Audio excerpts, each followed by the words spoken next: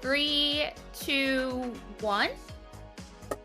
Huzzah, dudes, it is your boy, BulletPrfGatsby, and we are here today for the 4th episode of the Ballroom Banter podcast, joined by the lovely BrewtifulDisastr. Brew, how are you doing today? I'm good. How are you this weekend? I'm doing great. I'm really excited for today. We have 2 index cards full of stats and fun facts about you and your stream, and I'm really excited to get into all of that. But first, I like to take things back to the beginning, and I'm curious, what are some of your earliest and favorite gaming memories? So my earliest would be on the OG Nintendo, and being in my grandparents' room playing Mario. And I remember being so mad I couldn't pass a specific level that I was already raging, and my dad came and unplugged the controller and took it away from me. So I've been raging since I was like 5 at games. Yeah, and then, 3rd, 4th grade is when I got into The Sims. And then, I think junior high for Kingdom Hearts. So I've been gaming a long time. I feel you. So, Sims is interesting because Sims is actually, we'll definitely be talking about that here in a little bit. Have you played all of the Sims? I think mainline so. ones, I guess. There's like Sim so. City and shit, but. Yeah,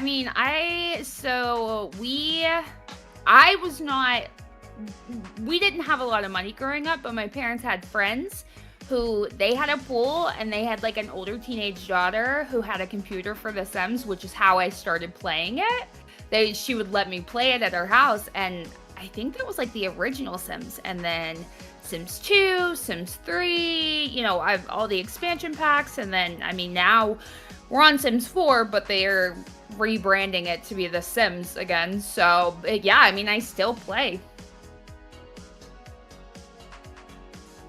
She plays Paralives? What is that? I actually haven't. Paralives is, I guess you could say, like a competitor for The Sims. It's pretty new, but I have not played it yet. So lots of people have. Is there anything that's causing the apprehension, or are you just like, I have enough stuff to play right now, I'll get to it one day? Yeah, I'm a little overwhelmed with all the games right now. I've got so much that, like, between DLCs, updates, new games, things like that, I'm like, I hyperfixate on games. So adding something new right now just doesn't seem like a good idea. And so, because I'd like to play through what I'm working on before I switch gears, hyperfixate, and forget I was playing this, until a year from now. And then I circle back to it. Yeah. No, as someone that has an everlong backlog of games that I'm like, I'll get to them.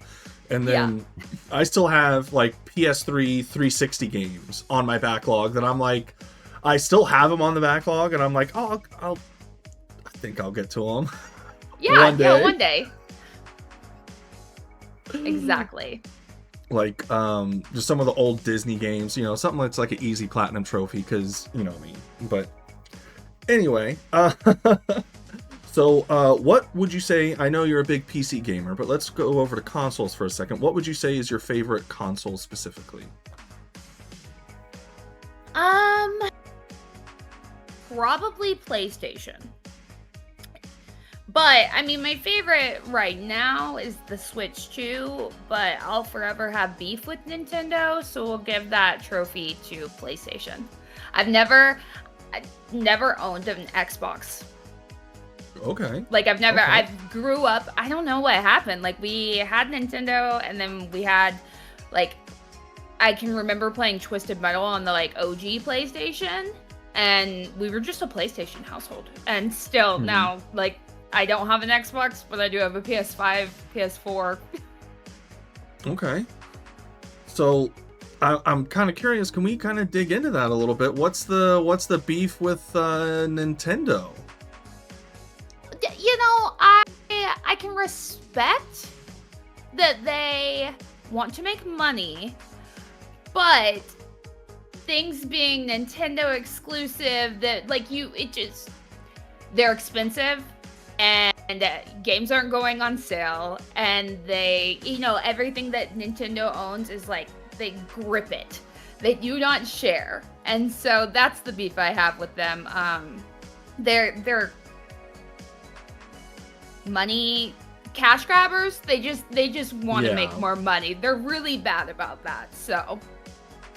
And I mean, it's really unfortunate what's going on in console gaming currently, because I mean, if you ignore the last 3 years, or 2 years maybe, I'd say, you could say that Nintendo has the worst practices when it comes to consoles, because the Switch never got a price drop. I'm not sure what it costs now, but unfortunately within the last 2 years, everything's been getting a price hike. So I guess the consoles and the evolution of them and their pricing is just only gotten worse over time, unfortunately. Well, and then they came out with the Switch 2, and Pocopia, which is probably the biggest Switch 2 game, at least it was, and they said, well, we can't release it for Switch 1, it's not compatible, but then they came out with a feature that if you have a Switch 1 and you're near someone with a Switch 2, you can, like, game share, and it allows the person with the Switch 1 to play the game. And so I don't know how much validity there is to the Switch 1 not being able to run the game. But, you had to buy a Switch 2. Did I buy the Switch 2? I did. I don't really regret it. I love the game. It's so much fun, but I still don't like that. So Pocopia, a lot of people were raging about Pocopia when it first came out. But knowing your stats and kind of skimming through them, I don't believe you streamed it. Have you streamed any Switch games, or? Oh, yeah, we did stream some Pocopia. So I ended up, in the beginning of May, I gave myself a really bad concussion. Oh. Yeah, so that's why I've been streaming in a lot of, like, sunglasses and stuff, is because from my concussion, I developed post-concussion syndrome, which is, like, just a long-term TBI. I'm in physical and speech therapy multiple times a week right now while I'm recovering. And so because I was a little late to the Pocopia game, it was like end of April, and we streamed it a little bit, and then I hit my head, and so I took some time off, and then when I got back into streaming, I've had to be really picky about which games I play. For some reason, some games give me a horrible migraine, and some, like, don't bother my head at all right now. So that is why I never really streamed a whole lot of Pocopia, and when we were starting to, I hit my head. So, but I do like to play it, like, at night, just chilling in my bed. And that is actually another question. We usually get to it a little bit later, but I mean, it's a perfect segue. Besides Pocopia, do you feel like there's games that you enjoy playing that you just don't think are really, like, stream appropriate, or not even stream appropriate, but just not a good stream game or something like that?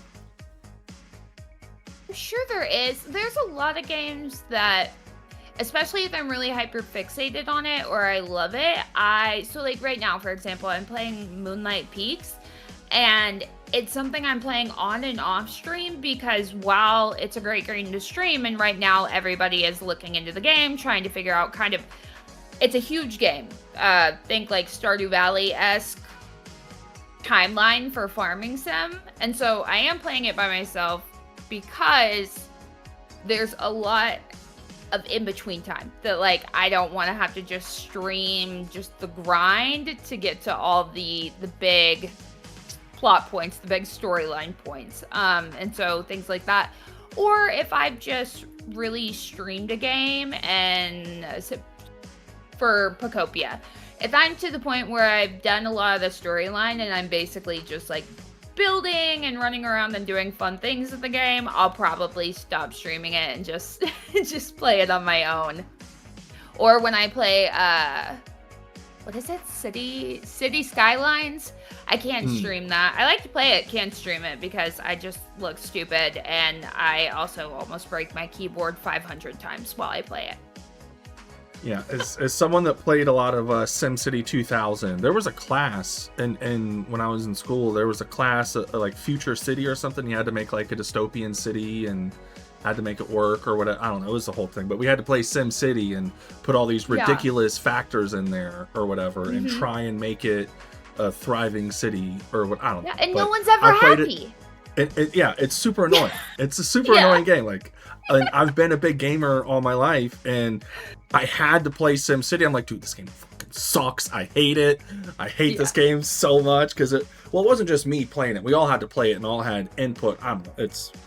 But so I understand the qualms when it comes to SimCity for sure. Yeah, okay. Don't play City Skylines. If you didn't like SimCity, City Skylines it's like the game. It's like SimCity on crack. And so, but it's fun when you finally get your entire town functioning and no one's bitching at you anymore, and you feel like a great overlord, just caring for the little minions.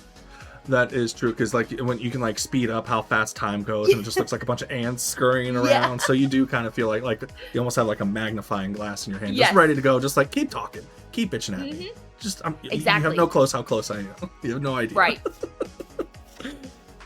Okay, so now that we got a little bit of the background out of the way, there are some fun facts that I'd like to share with you. Did you know you have streamed 128 different games on Twitch since you started? No. Really? 120. Well, I guess technically 128 categories, but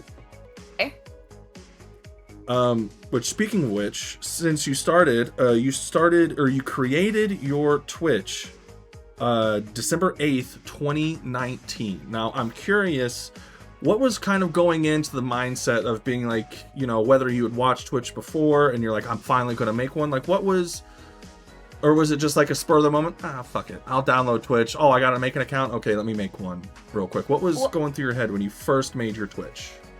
So, a friend of mine actually was on Twitch, and we gamed together and things like that, and so I made an account. They were like, you should stream. I was like, okay, we'll see. And that was at the point as well where I was getting my first gaming PC. So I actually cleaned houses at the time through college, and one of the houses I cleaned, her and her husband, he worked for Bell Helicopter, and they chose not to have kids, and so they just had the best decked out game rooms I had ever seen.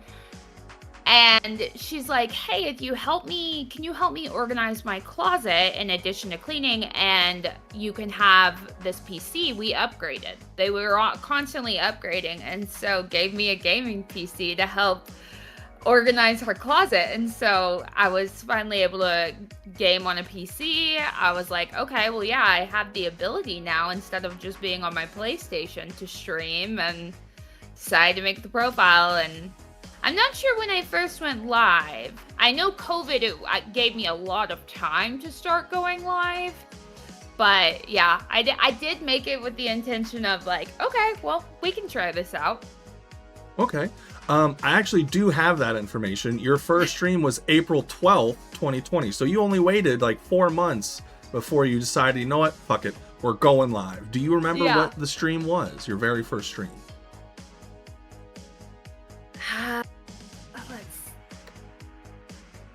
It would have been on was it Stardew? It was Stardew, yes. It was your very first stream. Your first several streams was Stardew Valley.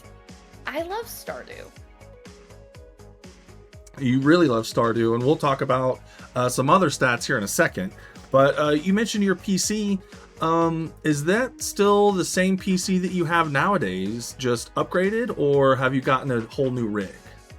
I had to get a whole new rig in, let's see, I think 2022, after basically like the motherboard needed to be replaced, and it was just the graphics card. At that point, it just made more sense to build a new one than piece out all the rest of them. And I'm really actually glad I did, because if I look at PC parts now, I want to cry for anyone who's currently trying to build. Yeah, it's getting real dicey out there when you start thinking like, oh, let me build something. You start putting things together, and then you start getting to some of the prices, and you're like, I just want a mid-range. I don't need the top of the line. I just want a good mid-range PC, and you're still spending upwards of $1,200 even just for mid-range. It's absolutely ridiculous. I wanted more RAM, and it was going to be like at least $600 for RAM. Yeah, I can't imagine. Yeah, it's awful. So you have gotten a new PC, but but it's more than just the PC. Not only, I know you've moved since you started streaming, but what about stream setups? Like, what was the stream setup from when you first started to where it is now, and what do you think is a foundational piece of your stream setup? Oh my gosh, my first stream setup was, I had like, would you call it like maybe like an elementary school desk? Like it was a desk, like a full-size desk, but it was like, it just reminded me of something you would see in like an old school classroom, like the wood and stuff, and then it had some drawers on the side, and then I realized I needed something behind me, and so I don't like flat sheets. So I have all these brand new flat sheets. And so I took a stapler and stapled a flat sheet behind me, and then ran Christmas lights like this up and down behind me to make the background. And I had, so like my monitor or my PC, and then I think I did have dual monitors and a cheap Logitech webcam. Oh, and a rechargeable ring light that's was technically for a phone. So yeah, it was it felt like I was just constantly adding to it, like every single stream. As I realized, I was like, man, this is, I didn't realize I would need all of these things. And then the space wasn't exactly user-friendly, at least for me. I'm not sure if anyone remembers this, but in 2020, I got raided by a streamer, TK, and they came in and everyone was like, do a cartwheel. And I did have a lot of room in that room, and I did a cartwheel and kicked my PC and froze and crashed my entire stream. No. Yeah, so I cartwheeled right into my desk PC. I'm surprised I didn't actually hurt myself instead of just my computer. But yeah, it was just a tiny little room, and now I have a 63-inch desk, which still doesn't feel big enough. My monitors are actually mounted now, so I have my my monitors mounted. A push down? Hold on, what is a push down? A push down. So also during this time frame, I was convinced that I could do a handstand push-up. I was like, I can do it. And everyone, I was like, I can do a handstand push-up up against the wall. I can do it. And sure, they actually ever successfully did one, but it started being referred to as a push down because I would attempt to do it and just kind of fall. Yeah, that's very difficult to do. It was a channel point redemption at that point. I had to have my push down pants because there were a couple times things got a little dicey with TOS, flipping around, doing handstands against a wall. So I had these big pajama pants so I could tuck in my shirt. It was fun. I mean, I think it was fun for everyone else more than me, but I mean, looking back on it, it was a great time. And I'm sure every part of the reason we haven't done push down redemptions where I'm currently at is this room is my stream room. my office because I do work remotely, and it's also a guest room. And so, as you can see, there's not really much room for an attempted pushdown. But I move into my house I purchased on the 7th, and Oh shit. the pushdowns will be returning because there will be more than enough room. Uh-oh, you heard it here first, chat. The juicy exclusive pushdowns will return here soon. How about that? Also, Jay Stunts, how you doing today, man? I saw, dude. Wow. Okay. All right. So I keep referencing these stats over here. Let's just go ahead and get into it. I had already told you before, you had streamed 128 different games. You've had 1,452 streams since you've started, right? And here's the kicker. You have streamed for 4,523 hours since you started. Oh my, what does that equate to in days? That, William, someone in chat, can we get that real quick? Yeah, I need that divided by, 24 hours.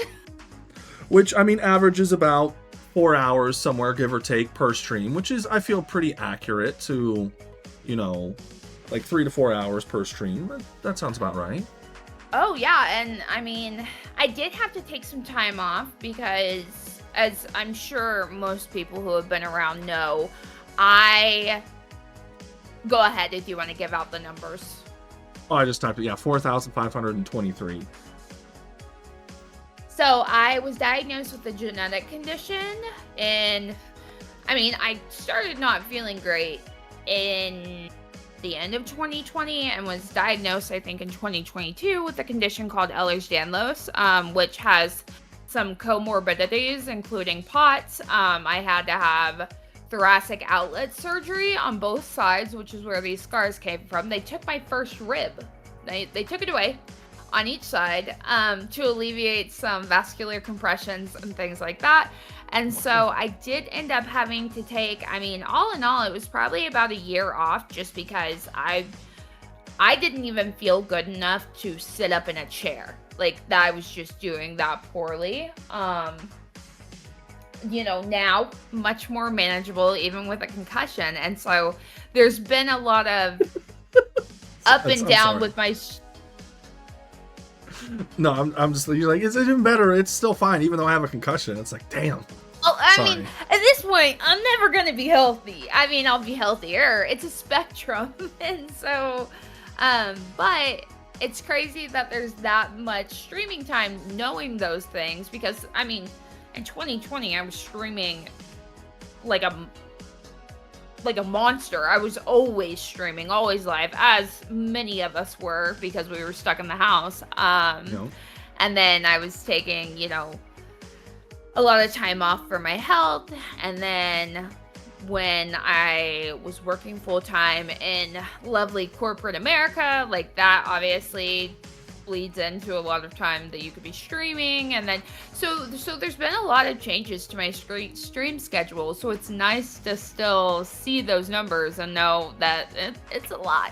I've still been managing to get a lot of hours in, which is great because I love it.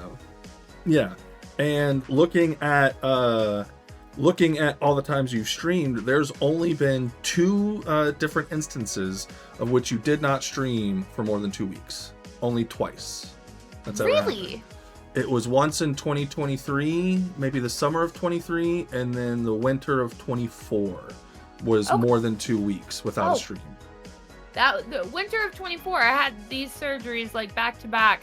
I can't remember what was going on in 23. I'm sure it was health related, but yeah, even when I say taking time off because I wasn't streaming consistently or based on any schedule, but I love it. I love to see everyone. I love to spend time with everybody. I love to, game and go live. So I always tried, even if it wasn't much, I always at least wanted to try and keep up with everyone. Oh yeah, and there's a certain amount of consistency when it comes to streams in general. When it comes to just overall consistency, I'd say you're probably the most consistent streamer we've had on the stream so far. When it comes to just, because like I said, it's literally just a calendar checkerboard or whatever that I was looking at, and it's just dotted all the way through every day. Here's a random fun fact. Looking at the checkerboard or whatever. You gain the most followers averagely on Tuesday. Averagely is not a word, but on average, Tuesdays is when you gain the most followers. Really? Just a little fun fact. No, that's great because I right now, again, different because I'm doing the concussion thing, so schedule's a bit wonky, but I wanted to dig through the statistics before sticking to a new stream schedule. Well, my stream schedule prior to that was like Monday, Wednesday, Friday, and I've just noticed, I'm like, I don't know if Fridays is a great time, like between certain hours are great, but I wanted to look at that. So now I think Tuesdays are gonna have to go on the weekly roster. Because usually when it comes to when you're looking at the stats, it does break down Monday, Tuesday, or Monday through Sunday, I guess. And pretty much all of your lines are pretty much exactly the same. And then, like I said, it gives you various fun facts. And yeah, one of them is, oddly enough, you get most followers on Tuesday, which is a weird fun fact to have. But yeah, who doesn't love Tuesday, right? Yeah, it's like William said, Taco Tuesday. How about that? Everyone just got some tacos. They're happy. They're like, you know what? We're going to go follow a streamer. We're going to go find someone cool. Yeah. Drink some margaritas and come hang out with me. Holla! Fuck, that signed me up. Okay. So now right here, which I have a couple others that I've written down, but mainly I have your top 10 categories right here, or top 10 games. In any random order, what do you think is in your top 10? So, top 10 streamed or engagement based on the topic or the category? We're talking just overall hours in said category. Okay, I think Stardew has to be up there because I've logged more hours in that game than I have any other. Like, I'm over 1,000 hours in that game. And we've done a few different farms, streamed with perfection. So definitely Stardew. Is Palia in one? Yeah, okay, yeah, we've played a lot of Palia, which is fun because it's an MMO, so a lot of people hop on, we play together, things like that are super fun. Just chatting? Yeah, is it? Okay. Yep, Palia started just chatting. Give me two more, and then we'll go over the overall top 10. Okay. Trying to think of anything. Is Cult of the Lamb? Yes, that is in the top 10 as well. It is? Okay. Yeah, great game. Cult of the Lamb. And then, I mean, Sims? Because we've done it on and off a lot, but it is? Yes. Okay, you're gonna have to give me the rest, because I've played so many games, but I don't know what would qualify as a top 10. Right, yeah. So 128 different games. What do you think is your unanimous number one? Spent just most hours in this category. Is it Stardew? No. Just chatting? Just chatting is number one with a commanding lead. And this is the most hours I've ever seen. You might actually have the most hours of anyone I've ever interviewed before. Now that I look, hold on, I have it right here. Okay.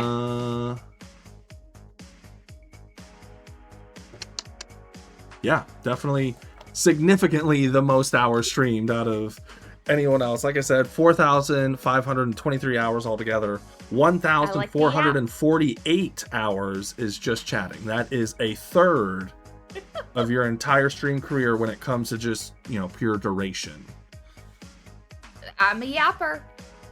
I think when I go live, I think it sends out a message that's like professional yapper reporting for duty. So I'm not shocked. I'll talk even when people probably wish I would shut up. I just keep yapping. I 100% understand and respect that sentiment because been there, girl. Been there. Yeah. Okay.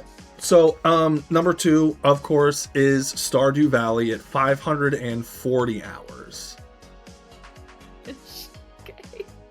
which is roughly 12%. Like I said, some of these percentages, it's like point this or point, whatever. So I round a little bit, but 12% of all your duration is for Stardew Valley at 540 hours. So let's talk about Stardew for a second.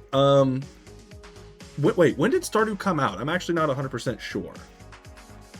I would have to look because I feel like I was late to the party and I started playing it in like 2019. Let's see.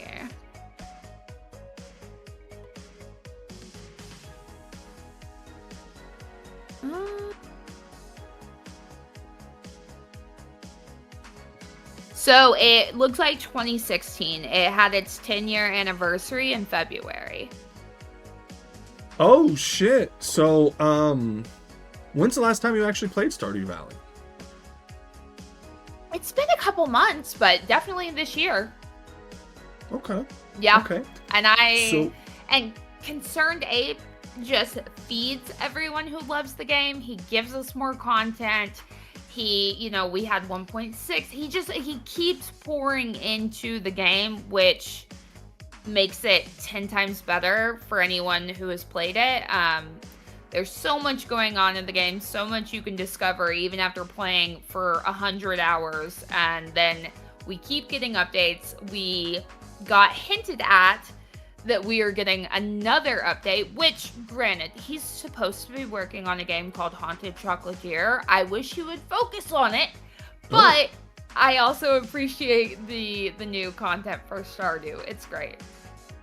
So I'm curious, do you think Stardew Valley needs a sequel, or at this point do you think they need to do what like The Sims is doing and just keep giving us more content? Or do you think a sequel would actually like fundamentally to where they could change some of the mechanics and some of the bigger things about the game? Because you go in and send an update, especially we'll talk about Fortnite here in a little bit, but like Fortnite, when we first started playing it, is a completely different game than what it is now. So do you think that's something Stardew could, do, or would that be better held for a sequel? I don't think. I think what Eric Concerned Ape, the dev, has done, which is just kind of adding to the game, expanding on certain plot lines, things like that, is more than enough. I would hate to see it change too much. But it also Stardew has a huge modding community, and in the Discord, he's always helping out with the modders who are doing anything for the game. And so there is a mod called Stardew Valley Expanded, which does, if this is Stardew, it just does a lot of world building, adding in more areas, more characters, things like that. And I think if, somebody wanted more, to go there, because they did a really good job at working based off the information they had in Stardew and not taking anything away from the game. I think Haunted Chocolatier it's not related to Stardew, but it is a similar style of farming, like life sim. So I think that'll be great for people who are wanting more from Stardew. If you want more from Stardew, my guess is you don't realize everything you can do. Right, yeah. So would you say that's your favorite mod for Stardew? Yeah. My favorite romanceable character came from it. His name is Lance. Yep. That is actually, shit you not, a question kind of similar to what I was going to ask later of hottest video game character or favorite video game character. Hold on, let's not get into that now. We'll save that for later, okay. But I guess a little teaser for what's to come. But okay, so Stardew Valley, is number 2. Number 3 is Marbles at 234 hours. Still? It's still up there. Oh yeah, I went through a Marbles phase. in 2020, everyone wanted to play marbles, so I would stream marbles. And I actually got to the point where I stopped because I didn't want my stream. I didn't want to be labeled as like a marble streamer. And it was, some people were like, are you sure you want to do this? Because my viewers and engagement and all of that would be up when I would stream marbles, which is great. But I did not want to be miserable streaming. Like, streaming is something I've done for me, and I enjoy it. And I knew that if I put myself in like a box like that, to where the only time my engagement is high is when I'm playing marbles, and so I continue to do that, I would hate streaming. And so I was like, okay, well, we can stream marbles for like fun community nights, things like that, but got away from just doing it because it performed so well. Because I was sick of it. When's the last time you think you had actually streamed marbles? That's what I'm saying. I don't know. It's not even downloaded on this PC. It's in my Steam library, but it's been a few years, at least, minimum. So that kind of just shows how hard in the paint you were really going there for however long. You were like really big on marbles. Yeah. Dang. I totally get that though. I had started with MK11 and it was really scary. I tried to stream other things and it would just, fall flat on its face. So it was a big deal to like actually break away from, you just don't want to get pigeonholed and be known as that type of streamer. So yeah, I totally get that. Okay, so moving on to number 4, Palia at 224 hours. Yeah. So you've been playing Palia a lot recently. I mean, maybe not super recently. You've been playing the Moonlight Valley, right? Here recently. But you have played a lot of Palia. So I'm curious when it comes to things like Stardew, things like Palia, things about some of the other games we'll talk about. Definitely seems like which Disney Dreamlight was not in the top 10, but that's another game as well. If I would have to describe you as a streamer, cozy streamer would definitely be one of the adjectives that I would use. What really draws you to games like that? Is it just from the foundation of playing Sims, or what do you think? Not sure. I enjoy them. I'm really like task-oriented type games, like where I'm out, task, puzzles, things like that. Have many things that I can focus on. So if you're in a lot of like farming sims or anything like that, there's way more going on than just growing your crops and selling them. They have beautiful open worlds, a lot of different things going on, things that you can do, and I just enjoy that. Yeah, it's funny though, because one game that I'm not a huge fan of, and I wanted to like it because it seems like it would go with my kind of cozy corner, is Animal Crossing. I'm not a huge fan of Animal Crossing. It's funny because Animal Crossing is, Pokopia is, people call it Animal Crossing with Pokemon. Yeah, and maybe it's because I like Pokemon so much that I like Pokopia. But I just did not get the hype. And so... Ooh, uh-oh. Yeah, I know. And I feel like I still don't really understand the premise of the game. And so I'm like, am I just flying around to these islands and making it pretty? Which is fun. That's a great part of like Pokopia. But there's still things I'm unlocking, there's tasks, I'm following a storyline, I'm helping out all of these different Pokemon, building different habitats and things. Animal Crossing, maybe I just don't get it, but I'm like, what am I doing here? And so I need some goals. I need like a list. I want to be building towards something. So for example, recently we played Water Park Simulator, and one of the things I loved about it, I like simulator games, but I loved this one because you start with no stars and have this like rundown beat up water park, and you're building to unlocking a 5-star water park. Like, I need a goal in mind. So even if it's something like Stardew that's going to take hundreds of hours to achieve the perfection achievement, I need that goal.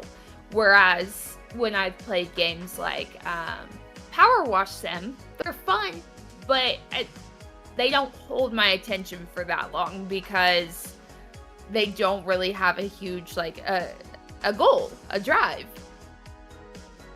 Would you say, as someone that doesn't really play those types of games, as someone that doesn't, I would say that Stardew and Animal Crossing and Pally are all kind of cut from a similar cloth. What would you say are the biggest differences? It's just like I said, 10,000 foot view, they all kind of seem sort of the same. Would you say just like having some sort of direction is the biggest difference, or what are some other differences you would consider between Animal Crossing and the games you do enjoy? So, Stardew has a really good storyline that you unlock and kind of develop.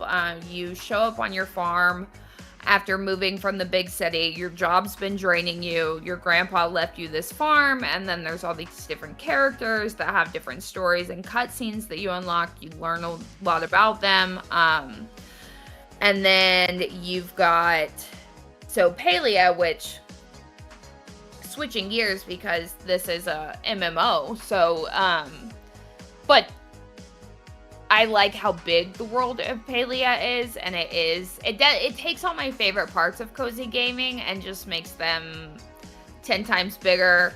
I love to loot. Like, when I would play goblin. Fortnite, like, I'm like, yes!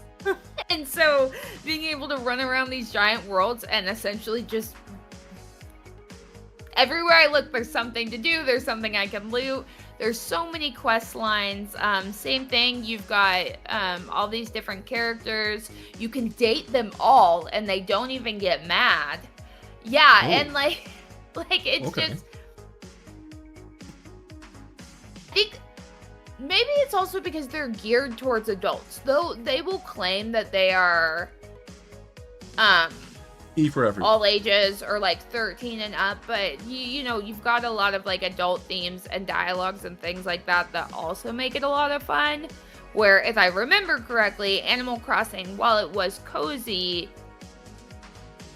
didn't have as I was getting robbed by like a random bear to build this island. Like, I don't even know. Tom Nook, you son of a bitch. Yes. Yeah. It's like, what is going on? Why do I want to do this for you? I don't think I do. And so, where you have, like, in Stardew, you're helping defeat Joja Mart. Well, if you play it correctly. If you don't, if you help Joja Mart, that's another story. But you, like, do have, like, and you've got combat, and you've got, all these things, like mining and different skill sets to build. Yeah, and I don't think that, if I remember correctly, and I think you had fishing in Animal Crossing, but that was about it. It wasn't a whole lot to do. Like, there wasn't as many, like, goals and drivers other than just giving a freaking bear my money, which, why? Same thing. And maybe this is why I kind of fell off on Disney Dreamlight Valley. While there was a lot of, like, quest lines and stuff, it felt like there wasn't a whole lot to do. I don't know. And the mechanics. I don't like the mechanics on Disney Dreamlight Valley for whatever reason. I like it. It's cute, but it doesn't give me the same, like, hyper fixation that these other games do. And if anyone wants to try and tell me why that is and kind of psycho eval my gaming and what it is that makes me like some of them and not the others, I'm all ears. That's a good point. I mean, there's the type of gamer I am is, like, art style, story, that is all very important, but gameplay is king. If I don't enjoy the gameplay loop of a game, the do this, do that, how it feels, the satisfaction therein that you get from completing whatever goal it is that you're doing, then there's no point in playing it. It could be the best game in the world, the best story in the world, the most beautiful graphics, or the most vibrant graphics, or anything like that. And if I just don't enjoy the actual playing of it, then what are we doing here? I might as well just watch a movie at that point or something, you know? Exactly. Like Assassin's Creed, and there was a game, I think it was on PS4, Thief. Like games like that, I also love. I haven't streamed as many of them, but I mean, I've streamed Green Hell, The Forest, Sons of the Forest. Love those games.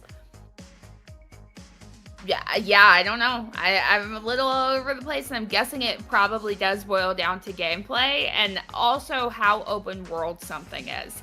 I like to be able to run around and get lost and start 10 side quests before I ever move on to the next stage of a quest. Like, I like to have that freedom.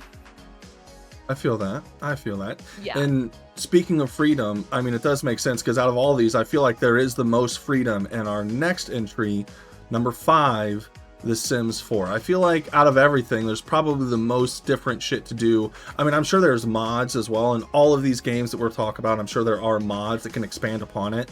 But when it comes to the most different shit that you can do, I would say it would have to be The Sims at this point, because Sims 4 came out. It's over 10 years old at this point, isn't it? Oh, yeah, I would definitely think so. Or getting close to, at least. But yeah, The Sims 4 at 151 hours. So yeah, we've done a lot of fun things with The Sims. Different challenges. We built a couple times. We did, and what did I call it? There was a name for it, but basically I would make 10 characters from chat. 10 characters based off mods, people in chat, whoever wanted to participate. And they each got a house that was designed to kill them, and they were locked inside of it. And it was like survival of the fittest. So like the different ways you can die in The Sims. So they all had things to meet their basic needs. But like if you had the hamster house, you had pet hamsters there, and you can get bit and get the fever, and you know, if it's not treated, you die. You'd have one house designed to catch on fire, electrocution, and so we did that. Listen, The Sims, it lets me live out some things that, you know, probably would have alarmed my parents when I was young. Because, you know, taking the ladder out of the pool, fencing it around, I mean... So yeah, we would do that, and everyone would be locked in, and the last one standing would win. We've done, and I have them saved, like generational challenges, where what you do is, I bet you I can find it. It gives you basically a prompt on the first generation and what their traits have to be and what they're building towards, and then you move on and you do like the next phase with their children. So we were working on one of those, but like with anything, sometimes we switch gears because I find something new or start playing it and it comes out, and Sims is one of those games that it's not going anywhere. Like there is no end goal. You have to kind of create what your end goal is. Like 100 baby challenge, you know, from rags to riches, things like that. And yeah, there is a lot of freedom, and it's a lot of fun. And the mods are absolutely endless. Sometimes alarmingly so. What would you consider the most difficult Sims challenge that you've attempted? Whether or not you actually completed it, but what would you consider the most difficult challenge you've attempted? I think the 100 baby challenge is the most difficult, just because, I mean, CPS, they're all trying to die on you, like... Yeah. Just having, like, regular Sims children. So, I personally think that one is the hardest, the most chaotic for sure. What's the farthest you've made it? Because no matter what the game mechanics are, it was not designed for you to do that. Right. Yeah. What's the farthest you've made it to 100? I don't know. I'd have to go back and look. I don't know if I've ever actually completed one. I want to say we got close, and then I also modded it in a daycare to try and keep them alive and not be taken when we got up there. So you could click on them and it would send them to daycare. And right. that was helpful. I don't know if that was cheating, probably. But I guess I'm not a good Sims parent. So I think probably at least 50.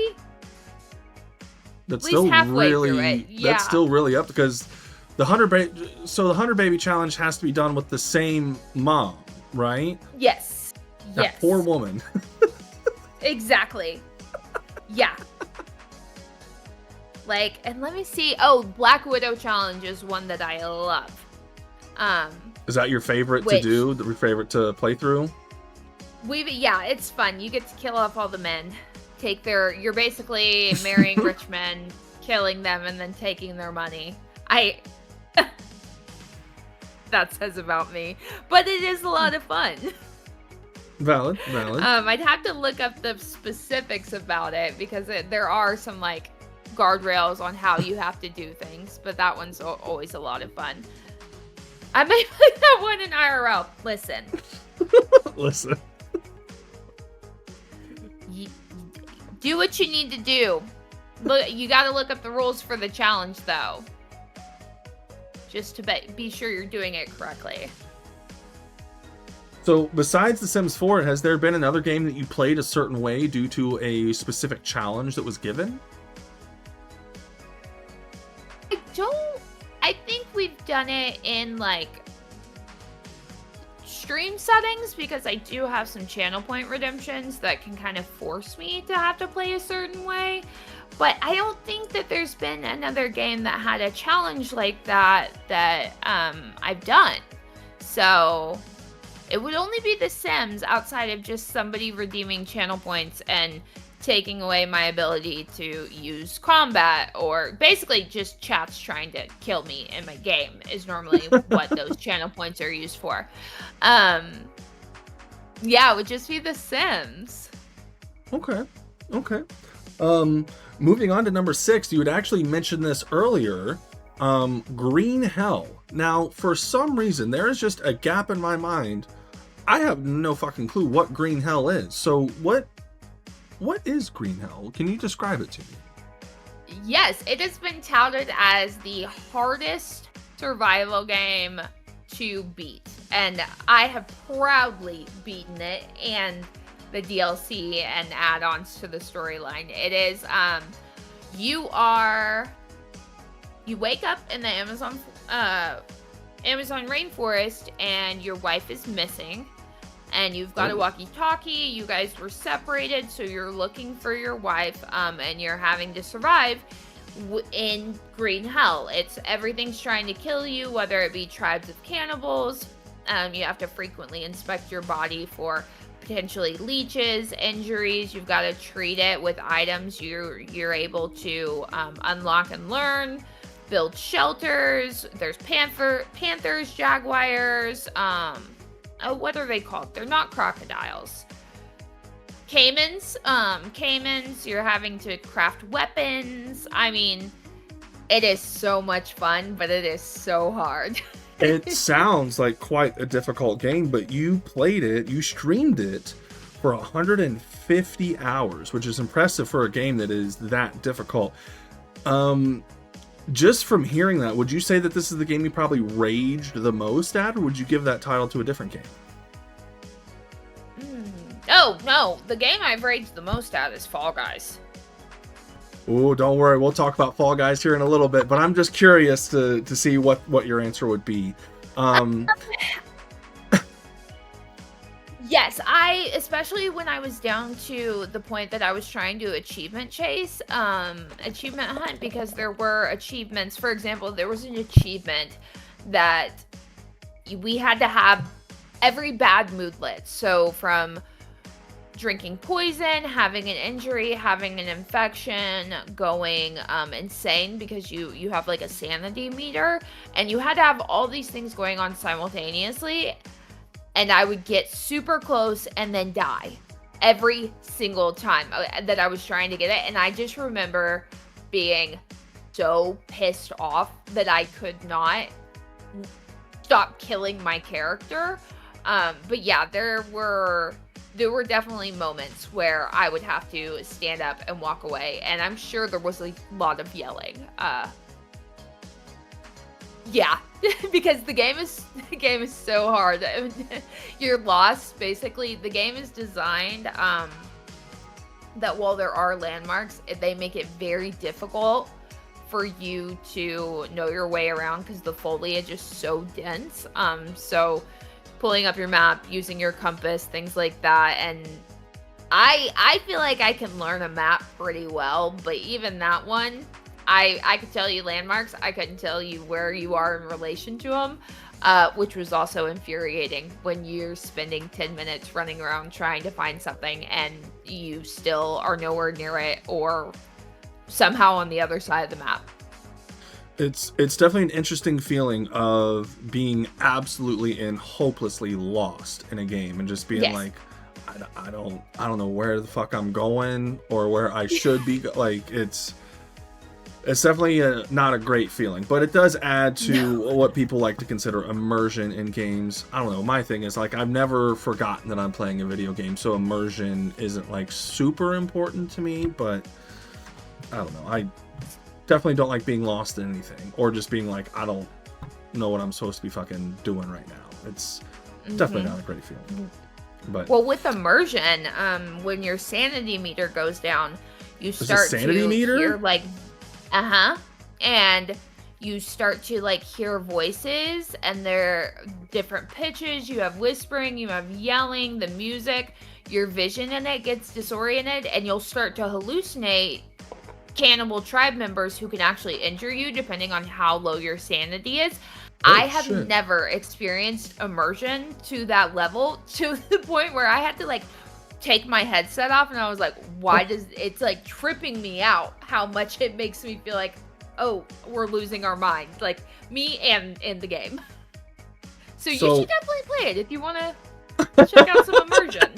It doesn't sound like a very pleasant game, but now that I think about it, it's called Green Hell. You mentioned cannibals. That's probably a reference to Green Inferno, which was an Eli Roth movie about cannibals. That might be same area for sure. Okay. Tons of plot twists. I will give the creators of that game, I would have never anticipated that ending, and it was really good. Interesting. Okay, so you had mentioned this game also as well in passing before.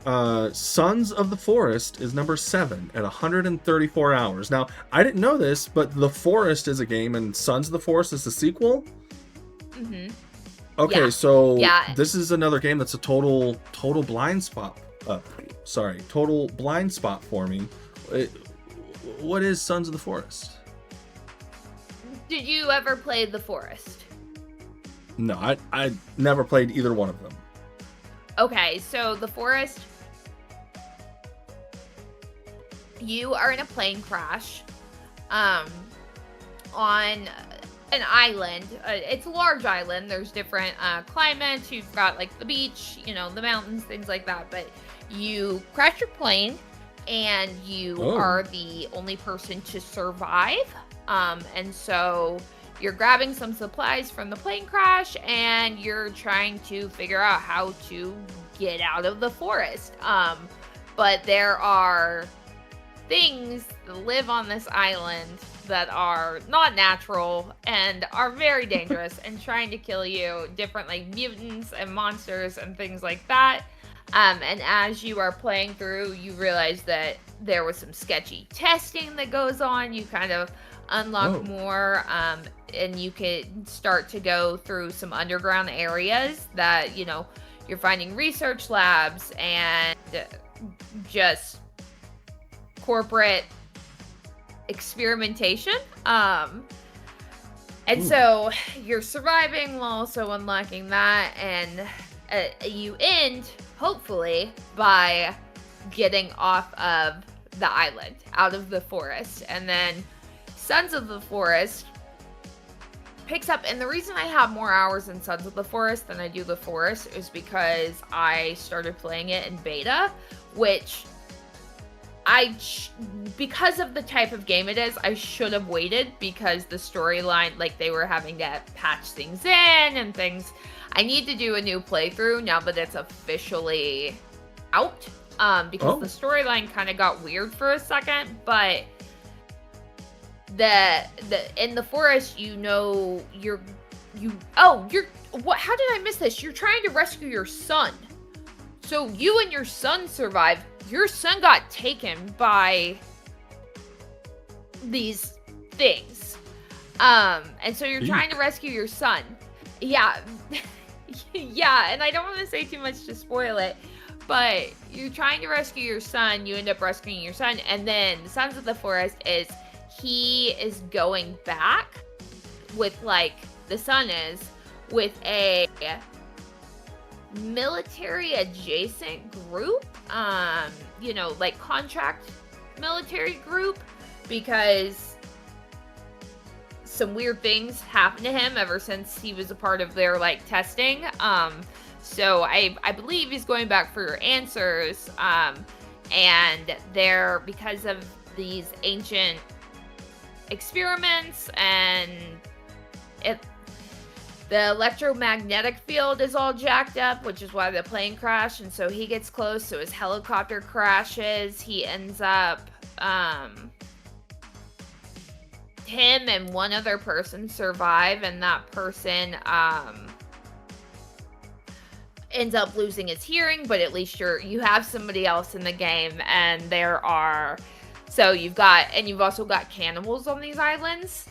And they're basically like the people who were already there, alongside the corporation, who has kind of moved in to take advantage of the natural, ancient, weird resource that is on this island, creating, the mutants and things like that. And yeah, there's survival games at the end of everything, and I'm sure I'm probably forgetting things, but I was so excited for the prequel, and then I was so, you're running all over the place.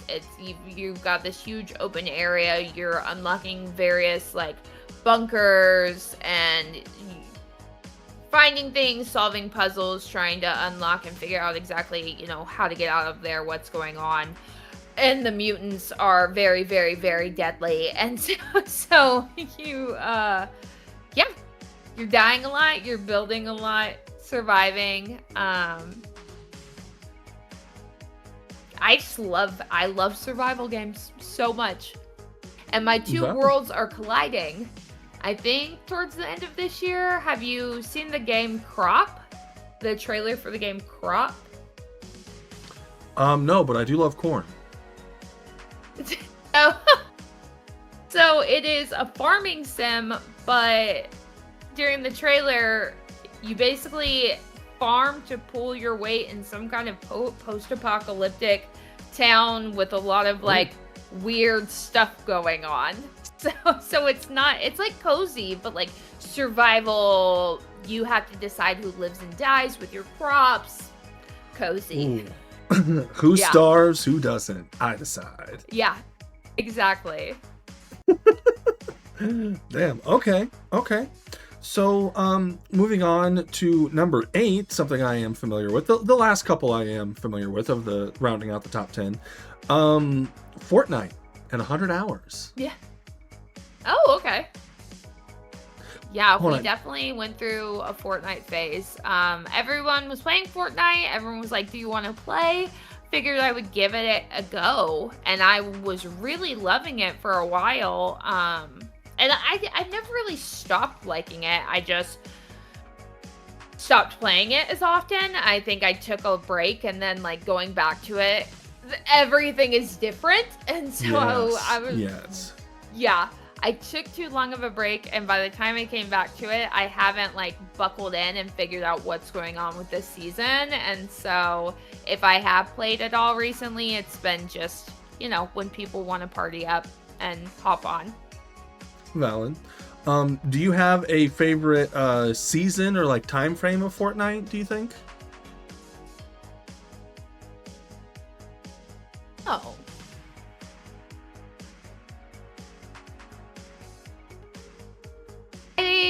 I love the holiday stuff, but I don't think I have like one season more than the others. But I do love when games do like holiday stuff, and so that's always fun. Okay. I feel like I don't even know what the map looks like right now. I couldn't even tell you. The math? Oh, what, like on hours, like percentage, like the map. Oh, I thought you said the math, and I'm like, well, it's funny you say that because yeah, like Tilted Towers and Pleasant Park. That's what I remember, and they haven't been on the map in a long time. Actually, did you have a favorite spot to land that you can recall? Because for me, it was always Tilted or Pleasant Park. Kitty, welcome in. That's all, dude. I would need to look at a map because I don't remember anything. Like, I don't remember the name of anything.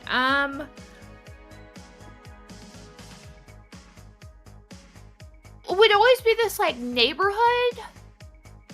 I think you're talking about Pleasant Park. Probably. Where it was just regular traditional houses. Yeah. One of them had a tree falling through one. There. Mm-hmm. Yes. Pleasant Park is great. I loved it. Yeah, every streamer I feel like has Fortnite in their stats somewhere, whether it's high or low. Just about every streamer has at least a little bit of Fortnite in there somewhere. I did notice though, I don't think you've ever streamed anything Call of Duty or Apex for that. No. Which people would consider the big three. So you're hardcore Fortnite in that line in the sand. Yeah, I would play COD off stream, like with other people who were streaming it, but I never really got into Warzone. And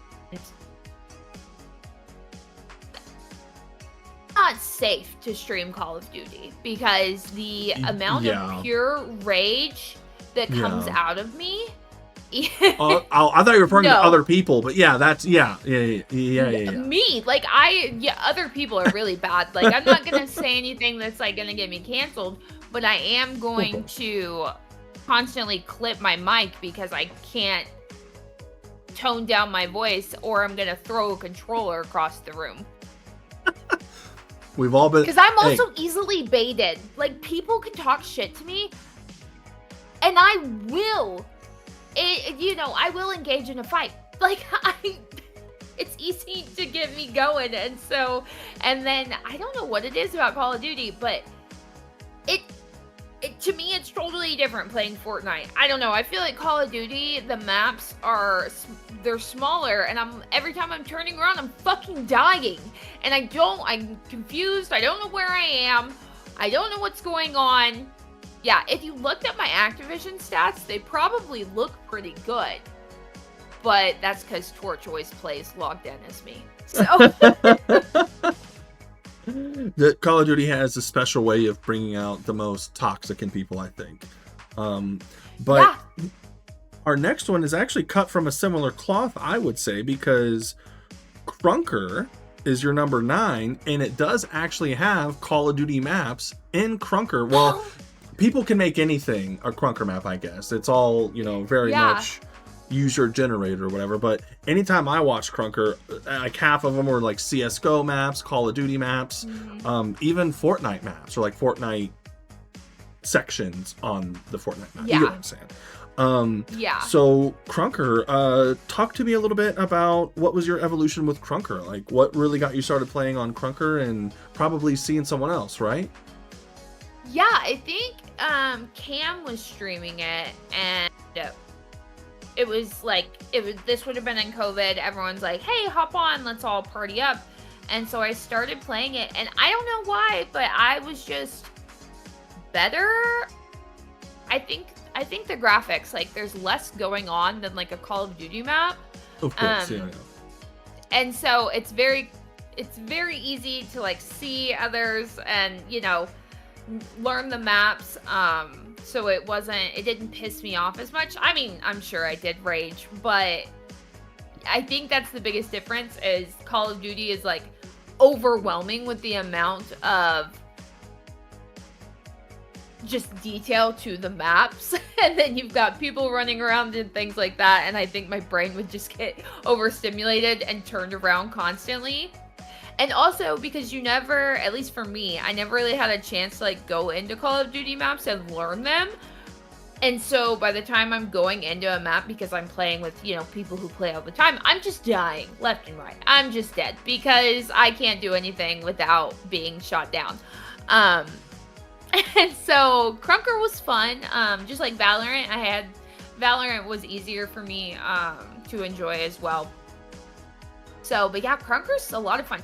And you can do like the jump skip run thing, which was always way more fun. Bunny to avoid hopping. Getting shot. Yeah. Mm-hmm. Which is actually something that was more prevalent in first-person shooters really before Call of Duty. Like if you're talking like Doom or Quake or games like that, bunny hopping was like actually a really big traversal method because you could actually gain speed the way that the jumping mechanic worked, and you could actually get going pretty quick if you were able to time it right. Yeah, I got really good at it, and it made it way more enjoyable just flying around the map and killing people. Hell yeah. Yo, Yeah. Oni Asa, dude. How are you doing today? So rounding out our top 10 list, you called it being in the top 10 before, and it is in fact number 10, Cult of the Lamb at 85 hours. Oh my gosh, it's great. Honestly, I need to finish the DLC that we started a few months ago. It's so much fun. Who doesn't like being a cult leader and breeding their followers? And you've got the Twitch integration. So, I mean, you're still alive in my cult. I'm Am sure I? I bred you. Yeah. Yeah. It's way more fun when I've got people's names that are in chat in the cult. And I'm like, okay, I can breed Bullet with insert person who is also in the cult. And then you guys make a great egg. And just generations of culting. Oh, it's so fun. And everyone worships you, and it's hilarious. And you know, the cult, we also have bad things. We had like Strikes murdered Adrena in cold blood because he thought it was funny, so I kept having to resurrect her, and we would have to put Strikes in jail, and it was just a great time. Just because he thought it was funny? Like, is there like... Yeah, it had to do with one of his traits. Like, I don't know. It was like one of his traits. He was violent, and so he would just kill people. Just kill people for fun? Oh, goodness. Yeah, and there's so much randomness going on in the game. It's such a good time. And then you also have like your crusades. So you know, you're not just running the cult, you're also crusading through the storyline and, you know, doing combat, things like that, which is a nice little breakup from cult management. It's such a cute game. It's so much fun. It's like a cozy game too, because you're just everyone's cute little animals. There is a farm. So, I mean, Yeah. I'd have to say that breeding is something that's taken consideration to just about every cult. But my question for you is, regarding the game, is what is the wildest thing that happens, whether it's something just in the story or cult follower related? So, in the game, we got the Sinning DLC, and so everyone can now, you basically, your followers can sin through various activities that you push them to do, and as they fill up their sin bar, you get to take the sin, and you can spend it to unlock certain things. Sin bar? I'm one of those.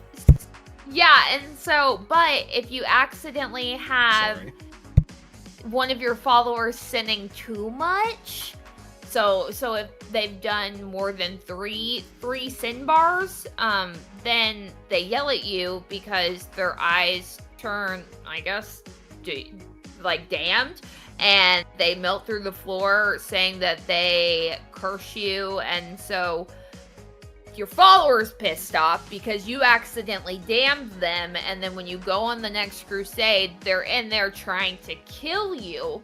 So you have to kill your follower, but it all works out in the end because you kill them 3 different times, and then they get to come back to the cult redeemed.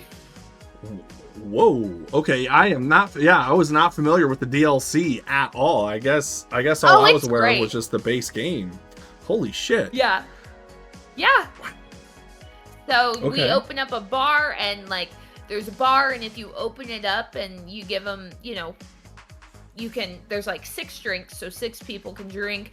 They might start fighting each other. They're stumbling over stuff and breaking it, which is, funny, except for me because I'm having to fix it all. But yeah, it's really funny. There's that. And the game goes like 2 ways with it. So like one is a nudity festival where we crown somebody, I guess, king of the nudes, and that's who gets the sin.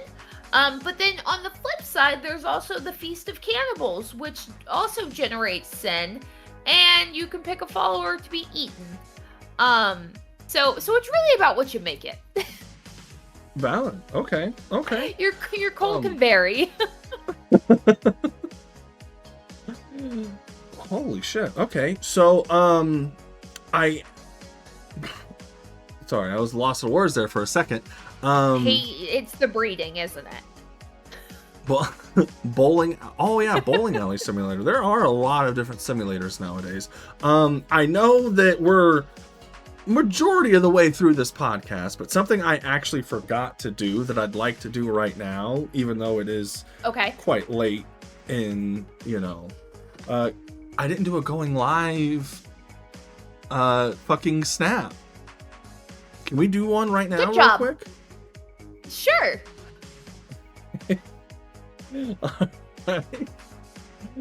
All right, here we go. In 3, 2. All right, there we go. Super late. Oh my gosh. Also, what are you sipping on, and can we get a cheers? Yes, this is water because I rushed in here because I felt bad that I was running behind. And this was already in my office, so I didn't have a chance to make anything else.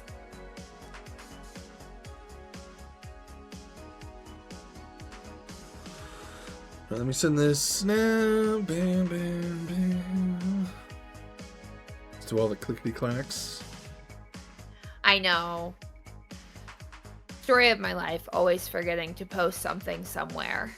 It happens to the best of us. Okay, I'm sorry.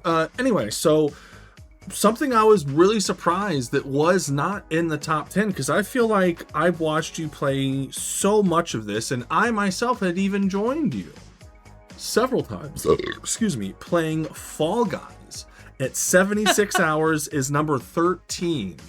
Just barely missed the top 10.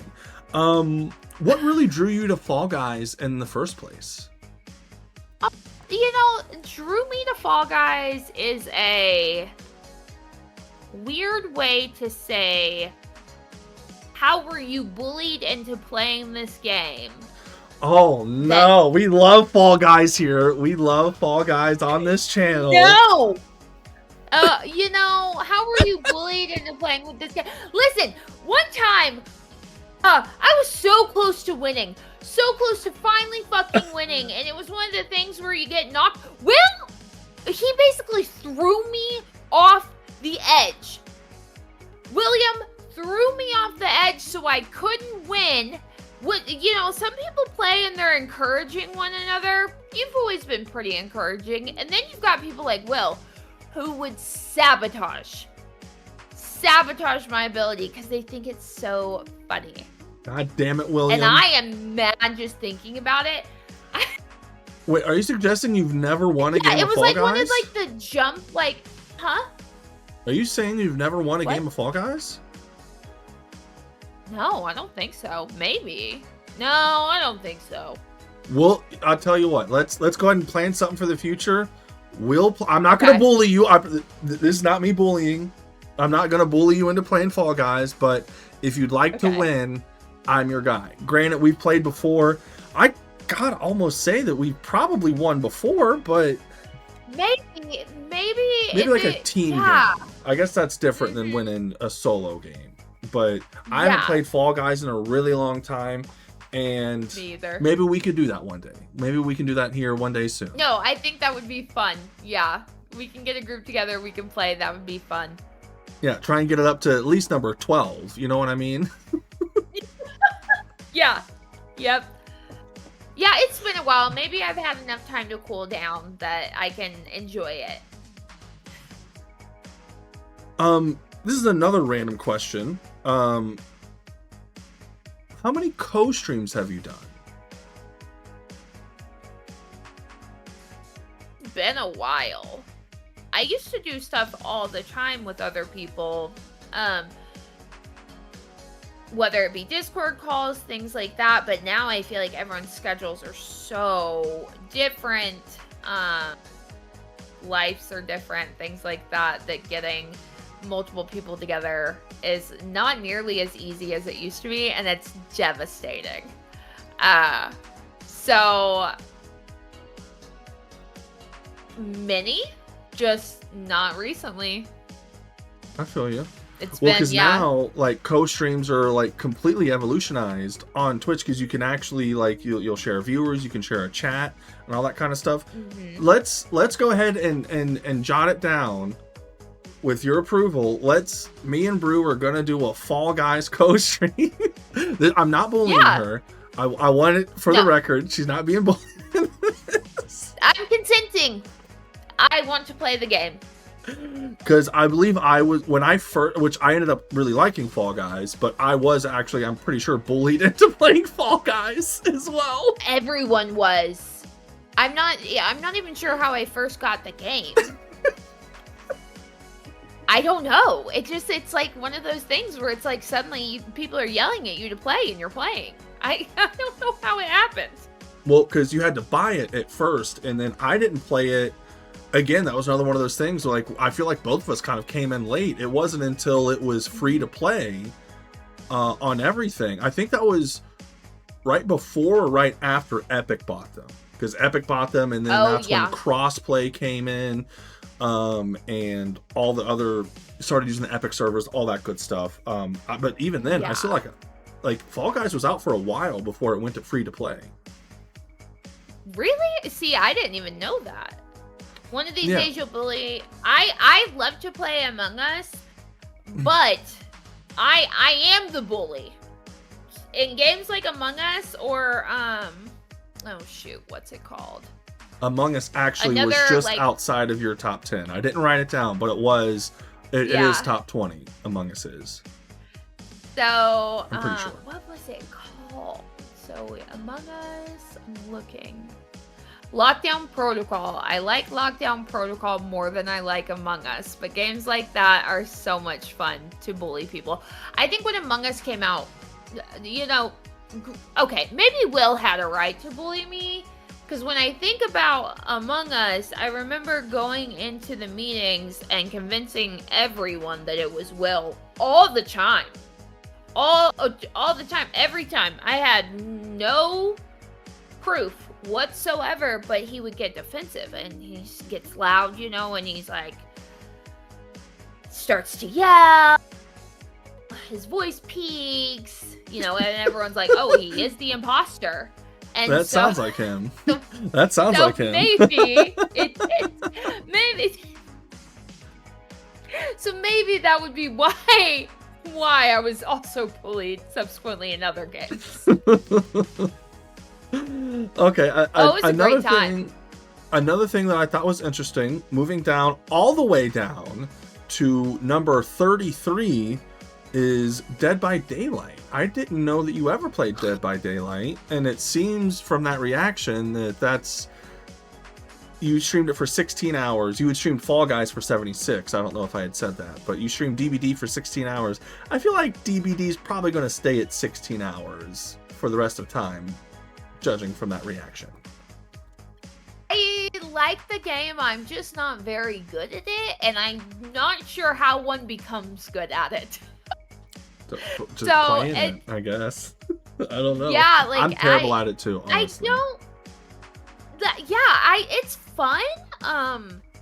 But I got into it way super late, and there is so much going on that I don't quite understand, and so I would need somebody to not only hold my hand, but teach me how, like, you know, the little tokens and things that you get that you can utilize, like you can add things. Like, I just don't understand it, and then I'm not very good at running away from the killer, and so I ended up hooked a lot.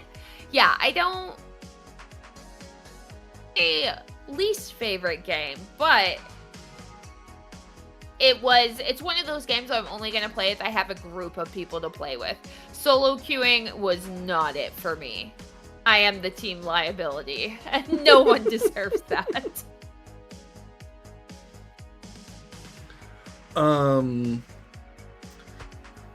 That's pretty much exactly how I feel about DBD. Evil Dead was the only one that I really got into, but that's completely different. Just like we were talking about earlier, it's a completely different gameplay loop, and it was... Anyway, we're not talking about Evil Dead. We're not talking about me. Number 38. Again, out of 128 games, number 38, which is something I have a personal stake in, and something I'm curious on how you feel about the series and potential, you know, how you feel about potential entries into the future. You streamed Resident Evil 2 for 12 hours. That's number 38.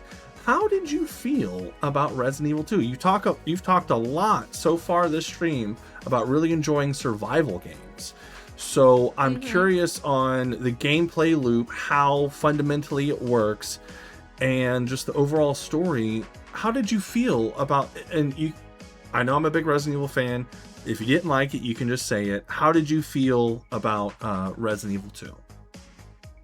No, I did enjoy it. I can't remember why. Like, I have all the games to do a playthrough. I think something updated and we switched gears, but it was fun. There is not enough ammo available in that game. No, there isn't. I don't believe you can kill everything. There's specifically not enough ammo to kill everything, and that's a conscious decision by the developers. You can't. So there was quite a few learning curves playing it. It was fun, especially I would enjoy it a lot once I knew there was nothing that was gonna get me. Like, going through various sections, and I knew, like, at this point I was able to successfully kill everything for the most part and run through and work through some of the looting and moving on to the next section, things like that. I can actually tell you exactly where I'm currently stuck in Resident Evil 2, and you haven't beat it. No.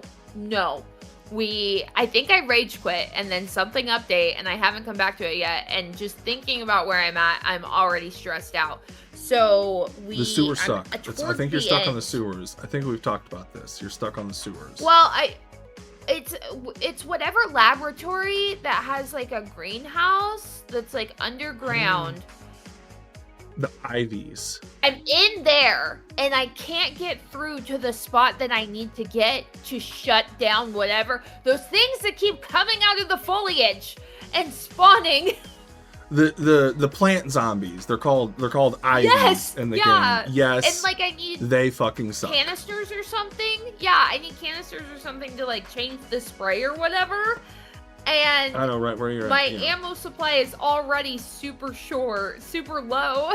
So I'm trying to figure out how to run through and get to, because I can see it on the map where I need to get to go down, and that's where I'm stuck at.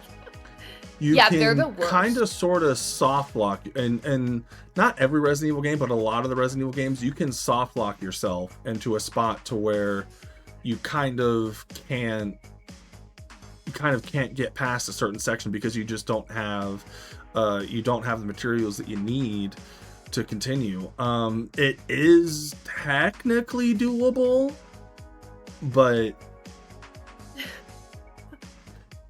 I'll let you know when I load back on. Yeah, because I at a loss on how to get through that. I will give you this. If you're dealing with IVs, you are very close to the end. Yeah, I want to beat it. You are very close. I would say an hour or less from the end of the game. But that is, of course, the little girl is sick.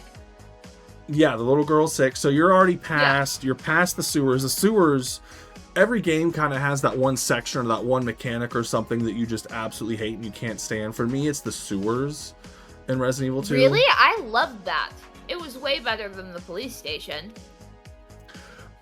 It's a lot easier because at least the police station, you look at the map in the police station, you know where you're going. You look at the map in the sewers, you're like, this, like, I don't know how this connects to that or connects to this or to this. Like, I don't know what the fuck's going on. So you say you own all of the Resident Evils. I'm sorry, I lost my train of thought. I love Resident Evil. Yeah, I know. Yeah, I bought them all, and then I was quickly told which ones I do and don't need to play. I guess for the chronological story, I don't know. Party Marty gave me a rundown. I have it stowed away somewhere. Party Marty probably said to play it sequentially from 0 to 1 to 2 to 3 to 4 to 5 to 6 to 7 to 8, right? No, he told me to skip to 2. I think that was me. Was that you? I don't know. I talked to both of you. Yeah. You were getting ready to start Resident Evil 0, and I'm like, oh, yeah. I think you should play Resident Evil 2 first, and that's because 0, I would say, is probably the most difficult out of all of them. Okay, so if we're going to break down gameplay mechanics, we're going to talk about zombies, right? So there are, once you play a game a lot, you kind of know the core mechanics. You can kind of not cheese it, but, and even in the Resident Evil 1 remake, you can feign zombies. You can like essentially juke them out, right? Once the zombie does their lunge, if you're able to move out of the way and they miss, there's recovery frames to where they can't do anything to you. So if you're able to get them to lunge, make them miss, you can get around them, no problem. 0, unfortunately, which is why I beat it originally on the original hardware, on GameCube. I've tried to replay it again. 0 is one of those games to where they can be mid-lunge and they miss, and you go around, and they just skip the animations and lunge again and grab you. Oh, yeah, that would piss me off. 0's probably, I know a lot of people would say Code Veronica is also extremely difficult, which it is, don't get me wrong, but Code Veronica also has the same fundamental abilities of once they lunge and they miss, you're good to go. Code Veronica, though, zombies can go, they call it turbo, I think, to where there's a traditional zombie lunge and then there's the turbo lunge, to where it's not just a lunge forward, it's like they not sprint, they're zombies, they're still slow, but it's a lot longer and they do go a little bit quicker. But even Ginger had played all of the Resident Evil games. She played from 2 to 9. And I told her, once you already like the series and like the games, then 0 and even Resident Evil 1 Remake, it just hasn't aged well because there are no checkpoints in the game. Everything is a hard save. So you can lose an hour, like you're not paying attention, you haven't saved in a while, you just lose an hour of gameplay, an hour of progression. To where at least from 2 Remake onwards, all of them after that, Resident Evil 2 Remake, 3 Remake, Original 4, Remake 4, 5, 6, 7, and 8, they all have checkpoints, and 9 as well. I will give you this, from 2 to 9, the only other one that is punishing is 7. Beyond that, they're all a lot different. They're still very much rooted in survival horror in general, but they're not as difficult. 2 and 7 are a little bit, like I said, 2 is still pretty difficult, but you at least get checkpoints and stuff like that. Yeah. And I don't know, That makes me feel better. Like Mr. X and I had a big problem with Mr. X. Yeah. X yeah, that was. I think that's why I liked getting out of the police station so much. Yeah. Because it just stressed me out going around the police station once he came in the picture. I was this close to modding him out. I found the mod. I had it downloaded. I was like, I'm so sick of him. But yeah, I didn't totally end up doing it. Yeah. Okay, so there is potential for Resident Evil in your stream career in the future. Mod a tutu on them. Oh yeah. Yeah, absolutely. Mod them in a tutu. Yeah, there's so many good really mods. funny mods for Like they mod them into Thomas the Tank Engine. Oh my gosh, I haven't seen that one. That's funny. It just starts playing the as he's just sprinting towards you, and he never runs, but he walks at a brisk enough pace to where you're like, oh. And he just shows up everywhere, and you can hear him stomping around, and so then I'm just trapped. I'm like, I can't move. I don't know where he is. He's gonna get me. And you're playing as Claire, if I'm not mistaken, right? Yes. So Mr. X is dead at this point. G has killed Mr. X. So you do not have to worry about him anymore. No. Yeah. And I think the last boss, I can't remember who it is. I don't know. I might be missing some scenes, but I had to use the crane to knock off. Yeah, that's G? it's G. It's William Birkin. Mm-hmm. G is, I mean, because it's the G virus. He is referred to as the G boss or whatever, and he has different stages. Because he first starts off, I think you fight him in a little factory area or something, and then he evolves. G2, I believe, is the one you hit with the crane with the shipping container. And then if you're at that point, you probably fought G3 as well. If you've made it to the lab, I think. I can't remember. It's a little. I'm sure I have. A little fuzzy. I'm much more familiar with Leon's playthrough than Claire's. Excuse me, but I believe in you, and if from some of the other shit that you've described for some of these other games, I believe that you are 100% capable of beating Resident Evil 2, and I'm excited to see that whenever you decide to do it. I believe in you. Thank you. Yes, we will do it. That is it. Need to patch in more resources. That is it for the index cards. Or, well, for yours specifically. We do have another index card that's just kind of, I'm still working on this. It's some rapid fire questions. So now this is the name's BulletPrfGatsby. We have some shot related segments. So this is somewhat rapid fire. I don't know. I haven't come up with a whole lot, but I've mentioned it earlier, so we'll do those first. Who's your favorite video game character? Ever? Yes. Whether you played it on stream or not.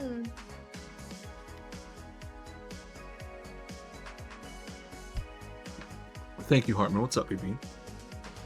This is rapid fire. I don't know. It's fine. You can take your time. We're still, like I said, we're still working on this. Yeah.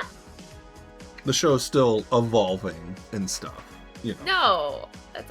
Sebastian is normally my go-to in Stardew Valley until it's modded, which is Lance. And then a lot of the characters in Kingdom Hearts. Like Sora, and then who else? I'm sure I'm gonna think of something later and be like, I should have said that. We'll just go with those right now. Sebastian for now. So who would you say Sebastian is the hottest video game character? Game, yeah. Without it being modded, yeah. Okay. What was the last movie you saw in theaters?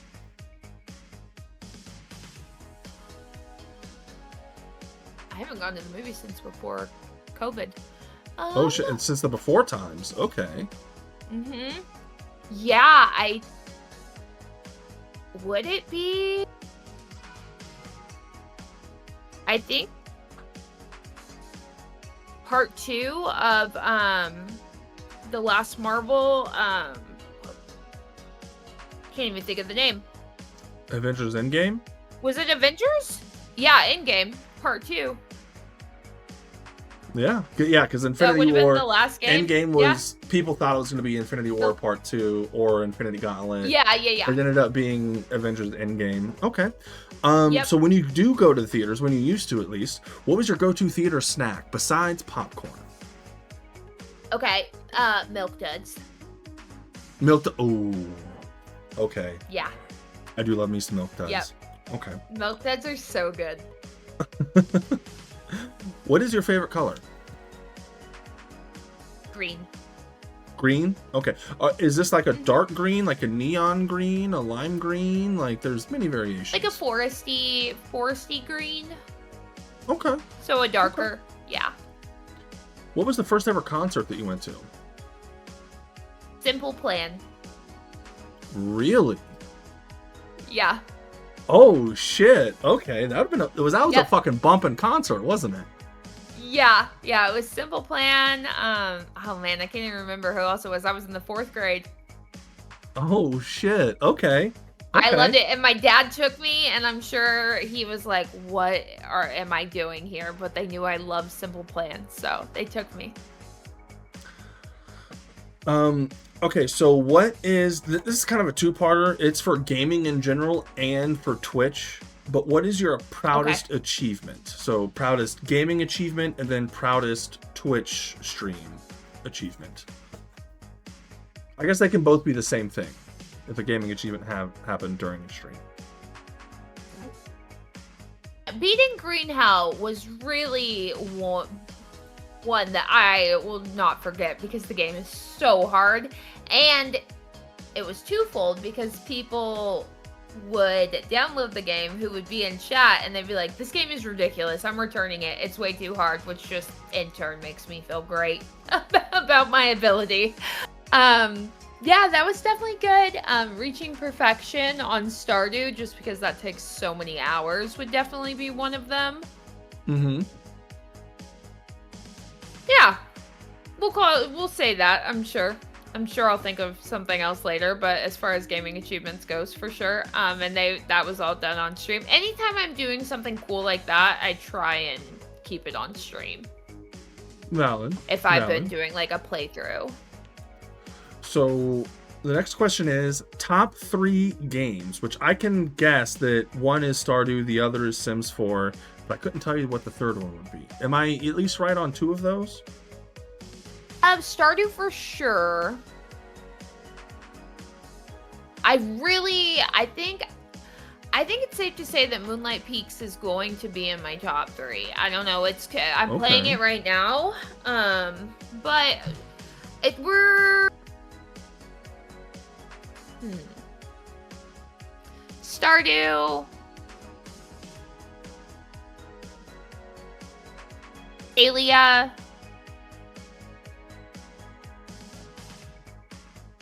And Marbles? no.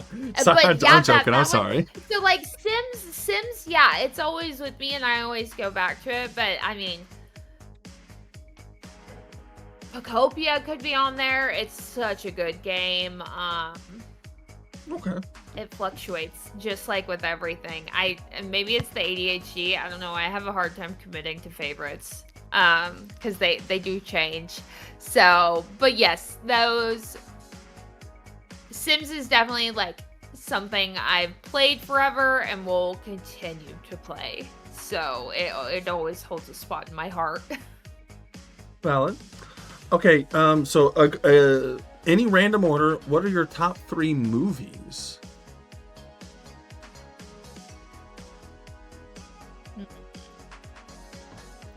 And like I said, you don't have to give me like a quintessential number 1, but like 3 movies that are in your top 3, I guess. Like something you rewatch, or I don't know. So Juno is one of them. Oh, okay, with Ellen Page and Michael Cera. Yes. Yes. That has forever been one of my favorites. The movie adaptation of Hairspray is probably up there. John Travolta is the mom. Let's go. Yeah. And then Moulin Rouge. The Chicago movie is good too. So are you suggesting it kind of seems like you're a big it seems like you're a big musical fan. I was a theater kid and hold on, I'm sorry. Please continue. You were a theater kid and what? Yeah, and so a lot of those just like stick out in my mind as like great movies that I loved. But yeah, I mean, I watched all of the Marvel. I've watched all the Harry Potter movies. Those are like things that stick out in like fandom. But just top 3 one-offs. Probably a lot of musicals. Okay, so you may not have seen one or the other or either, but what is your favorite version of The Producers? Because I'm going to guess you've seen that too, because it's also a musical. I mean, I guess it's a movie based about musicals, but... Have I seen it? I don't know. Have you... the nurse asked, have you seen Schmigadoon? I don't know what the fuck that is. Hang on. Oh. I don't think I've seen The Producers. If I have, It's The Producers is about people realize if they get the insurance right, they can make more money off of a musical bomb than a musical success if they do the insurance correctly. So they try and make the worst play ever. No, I don't think I've seen that. I'll have to check it out. And no, I haven't seen this one either. When did this come out? Man, we would have had a much... I did not know that you were a theater kid. Oh, yeah. So where do you rank Rocky Horror Picture Show? Do you put that in your top 10, top 20? Yeah, I'm not as like culty as like some people are with it. I would say, yeah, some people are like... So you've never been to a theater where everybody's like doing the dance together or anything, but you do enjoy it. Yeah, I would be more culty about like Repo the Genetic Opera than I am Rocky Horror Picture Show. Oh shit, okay. Yeah. Yeah. Well, okay, so if we're talking musicals, I'm sure you can guess. I'm not a huge fan of musicals, but I do actually really like Sweeney Todd. I do actually really like Sweeney Todd. Yes! Yeah. Yeah. I'm a big Johnny Depp person in general, so a lot of the stuff he's in, I'm a fan of. What would you consider the Johnny Depp role that made you feel the way you do about Johnny Depp? That you're like, this guy's fucking something else. Was it like Sleepy Hollow, Edward Scissorhands? Like, what was the... Edward Scissorhands. Edward Scissorhands? Yeah. Fair. Yep. Okay, so before we get to the final segment, I do have a question for you, and it is someone neither of us know comes into chat right now, and they say, hey, I want to start streaming today. What do I need to know? What are tips, tricks, things to look out for, shit like that? They ask us that question. What do you tell them?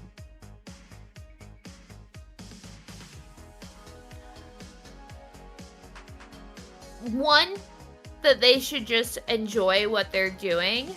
I think watching someone try and do something they don't enjoy is blatantly obvious. So do something you enjoy, not just something you think is going to generate the most traction.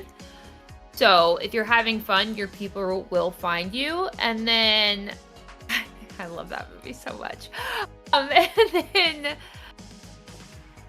the other thing, something I didn't really think about or like know when I was first starting to stream is like groups of, I don't know, Discord trolls maybe, where they just kind of go around together in a group and like hop in a stream and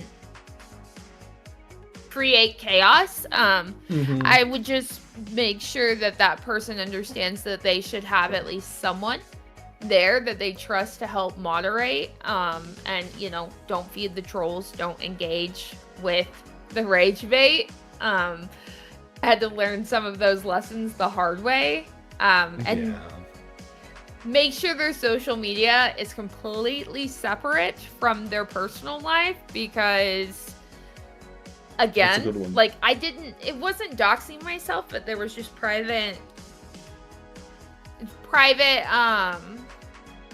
oh, what's the word I'm looking for? Like life events that were originally on my Instagram, because I just carried it over, and then I was trolled like that based on life events. And so that's a big one for me, is like, you need to make sure you have someone you can trust, a mod, and you need to also recognize that if you're doing this, you need to have tough skin, because there are going to be a lot of people who just think it's fun to try and get you riled up or crying or whatever it is, just based on my, first few stream experiences. And then, oh my gosh, for the love of everything, turn off low light mode on your webcam. Okay. So a lot of people's webcams look like shit, because if you are in your streaming software and you go into your properties, like, your webcam isn't bad. It's because it has this low light mode setting that you need to turn it off, and your camera will look 10 times better. Okay. They would have thanked you Yeah. for that information, I'm sure. The hypothetical person that was asking. I was so mad when I found out 6 months into streaming. I was like, wait, is this a thing? And I go and I click on my webcam and see the difference. And I was like, turns out I didn't need a new webcam. I needed to mess with my settings. Valid. People do need to take care of their camera and their lighting, especially. So the final question before we wrap this up. The name's BulletPrfGatsby. We have to call a segment called Shots Fired. Now, is there a hot take that you have, a potentially controversial take you have, when it comes to Twitch streaming in general? Controversial. Or just it doesn't have to be controversial, but a hot take nevertheless. You don't have to if you don't want to, but... No, I think I am very much a live and let live type of person and streamer, and so where people will talk shit about, say someone like Ammo, who's out there, people who are doing these insane metas to get clicks and views, and they're half naked, they're showing their feet while walking on a treadmill. If they want to do that, more power to you. These people are not stealing your audience. This girl is not stealing your viewers. That they're not doing anything that takes away from you. Like, people say that all the time. No wonder I can't get any viewers when people are doing this. Those people were never going to find you. It's not your audience. If That's true. those people want to watch feet and boobs and, horse mask, let them. Fine. They come to your stream anyway, so So your I hot am take very is let them eat cake, essentially. yeah, whatever they want to do. If they're not hurting animals, minors, anything like that, by all means, do your weird shit. Like, as a streamer, what they're doing, not the victim of their decisions on stream, and anyone who thinks that the women with the big boobs are the reason they're not getting viewers don't understand that those were never their viewers to begin with. It's not. Focus on yourself. Live and let live. Yeah, someone that's trying to watch someone, walk on a treadmill, or someone with big boobs, they're not going to watch your grainy Fortnite gameplay. That's not the same person. Yeah, I 100% agree. Thank you. That's it. That is the Ballroom Banter Podcast, episode 4. Any closing remarks before we get out of here? I'm not gonna lie, I really gotta pee, so I'm sorry. No, Usually no, there's you're a little bit good. more Thank you banter for having right here. But any closing remarks or anything you'd like to plug before we end the podcast? And I'm literally going to run right to the bathroom. No, you're good. Thank you for having me. You can find me on pretty much every platform at BrewtifulDisastr. All right. And can you count me down for the ending? 3, 2, 1.